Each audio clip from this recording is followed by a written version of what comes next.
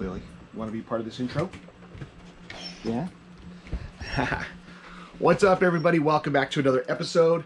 So today I'm going to show you the first RV we went into, but this one wasn't on our list. It was just it just happened to be the first one that we saw, and of course we saw the numbers and it said BH for a bunkhouse, so we just walked into it and see what it was. Ironically, it was like another RV that we saw at the Tampa RV show. We kind of liked the floor plan, but we weren't necessarily getting that warm, fuzzy feeling about the build, if you know what I mean. With this one, the build felt a lot better, and there was a couple of tweaks that made the other one not so great or kind of shy or, turn our heads away. The second one is something I've seen on YouTube that I've always wanted to see in person. I got to walk through it. I did a quick walkthrough, and it is insane big. Heavy too, but tons of storage like a toy hauler, but it's not a toy hauler. So stick around. Here we go.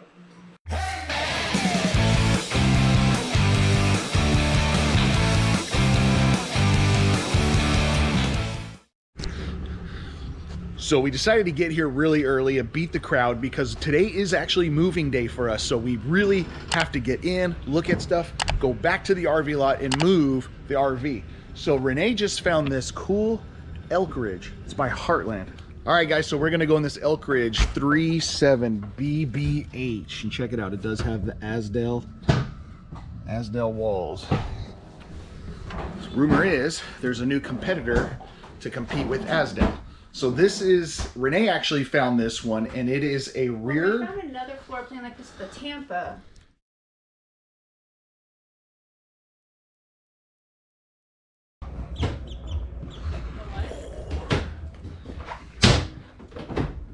Look at that. What's a, oh. Guys, I was gonna tell you what we're in, but Don, look at this. As many of you, why do I have my sunglasses on again? You didn't see it has a half bath. If you watch our videos, what's the number one thing that Scott wants in an RV? Trash cans. And then there's two. This is, yeah. I like this layout. Okay. So, I don't know what brand right now. yeah, we don't even, let's see. And it was, so the reason why we're excited about this, because the other floor plan, I don't remember what RV it was, but we really like the floor plan. So when you walk in, you know, have the gold either. And it doesn't have, that's where it was, because it was in the, who makes, Astoria. It was the Astoria. So we like the floor plan. Obviously, everybody, other than a few other companies, are going to this lighter color gray with some dark black accents. Obviously, the table's black. But it still looks bright. It still looks very bright because the walls are not dark. Now, the lights are not in here, so we're dealing with this natural light. But check this out. This is a 50-inch TV, guys. Panorama. Look at this fridge. Freezer there. So you have a little small cooking space here, but you have a pretty big solid surface countertop. And check it out. It's got like barn door style down here. You got plugs. Here's your pantry. Pretty good pantry. And you do have space up top. Boom. There's your switch panel. And there's that. You know, it would have been cool to see the switch panel somewhere else to have extra cabinet space for your dishes and whatnot. Because there's no cabinet space over there. But you got some cabinet space over here. So you still got your seating for 4. You have some deep cabinets up top. So what we like about this is the rear bunk area. So we've seen this floor plan before, but you see this loft up here? It was at this height. So for me to turn this into an office, basically we're gonna gut everything out except for that because the outside kitchen's on the other side. I couldn't stand under here. But now, check it out. I can stand under here and still have about a shaka worth of room. So you got all kinds of, you got cabinets up there. Deep cabinets, holy cow. And then obviously you have a nice loft that's pretty far. Basically that would be storage. But check it out, bathroom. Good sized bathroom. So let's go to the master bedroom and kind of see what Renee's got going on over here. I love this barn door look. Like, you don't even have to decorate this. It's already decorated for you. So nice GE thermostat here. But look at this. Look at how cool this is. And you have the gap on the tops for airflow. Wow, nice and bright in here. So pretty good. It is porcelain. Slow closing. You have the drunken octopus. Nice shelf here. And something I like here, there's the heat vent. You don't have floor vents in here. And you know floor vents are like, oh, we hate them. And the reason why we don't like them in the bathroom is because normally they're right when you get out of the shower. And when you get out of the shower, and if you're dripping water and that goes in, it just creates heat and condensation. A nice big shower. Got a little, I guess, leg shaving area. Obviously, I don't do that. But pretty good, pretty deep. See, it goes all the way back too. That's pretty nice, guys. Other companies, you know, we've never strayed away from Grand Design other than the super high-end ones. But when you start looking at other companies and what they're doing nowadays and modernizing, other companies are doing a really good job. So I think this is a king bed, guys, and it's in a slide, so it's an east-west bed. This is the cap right here. So this leaves the cap for a lot of storage. Boom, like this. Washer dryer hookup. No battery. Washer dryer hookup. One thing I don't understand, you probably can't see this on the camera. If you're going to put a washer and dryer hookup, why in the world do you have it on carpet? If you get a water leak, that's just going to soak in and hold water. And then if you don't know there's a leak there because it's not a hard solid surface like the linoleum or the flooring, you would never know there's a leak, and it would start soaking it up and then soaking the wood underneath and creating an issue. So something to think about if you see carpet in a washer dryer area. Now, ultimately, if this was our RV and we were looking at this, I would probably remove that and put some hard surface down, like some linoleum, so we would know if there was a leak or anything else. And obviously a leak detector from MarCell. So pretty big area. 50-50. What do you think about those shelves? I mean, our shelves are right at bed level, and these are roughly about a foot off the bed. I guess not going to hit my head. I don't know. Oh my gosh. But yeah, pretty nice. And I like this space saver sliding barn door for your closure. That is nice. Best way to save room. So what do you think? This is a Heartland Elkridge. A lot nicer. And when you walk into an RV, guys, you know, you feel, you're like, okay, this feels quality, or okay, the layout's nice, but I don't like the build quality. This one right here, I'm going to be honest with you, feels pretty nice.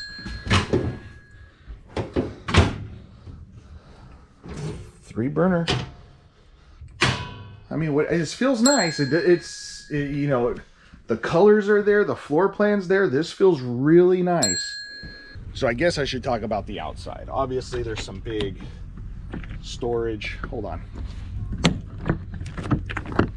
These double handles are never convenient. There needs to be one handle in the middle that does the two. So some pretty big pass-through storage, simple water inlet. And again, this is a fiberglass one-piece tub. And you can tell they just cut out the front here. But this is awesome because if there's a splash or you disconnect something or you get a leak, there's no splashing into your bay over here, guys. And look, let's put electrical stuff in the bay. I mean, at least they're somewhat water protected, but in general, I like it because this is waterproofed to everything else. And you got your Lippert touch control in here as well to control everything. So that's actually the front underneath the tongue, and then underneath here is the storage for the generator, and that is an automatic cable winder, thank God. And you got a spare tire holder underneath, and you have a valve here and you have a valve up there. Your cable's in the back over here, 50 amp, and this goes into the bedroom. So what we would be doing is knocking, if we got this, we would be knocking this out and making this all the way through, because there is part of the bed up here, and I definitely could utilize this storage inside rather than outside. Boom, Cree 3000s stock with 16-inch tires. And let's see, are these G-rated? Can't tell, it's hard to tell and I don't have my glasses. All right guys, I saw this a while ago on YouTube. I finally have been in it and I love this RV. There's a back hatch here and there's hatches here. What do hatches mean? Storage. Check this out. This whole thing is gonna be hard to see because there's no light, but look at this. I am literally inside the bottom of the RV. This is insane. Guys, this is huge. This is the whole bottom of the under our belly of the RV.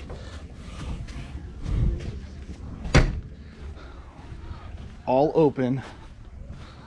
And so you have steps that go up. But here's the front. Look at this, more. The only thing that's closed off in this area is right here where all the plumbing and the water is that go to the center. But look at this. Easy access to your water pipes. This is so much storage. It's kind of like a Class A.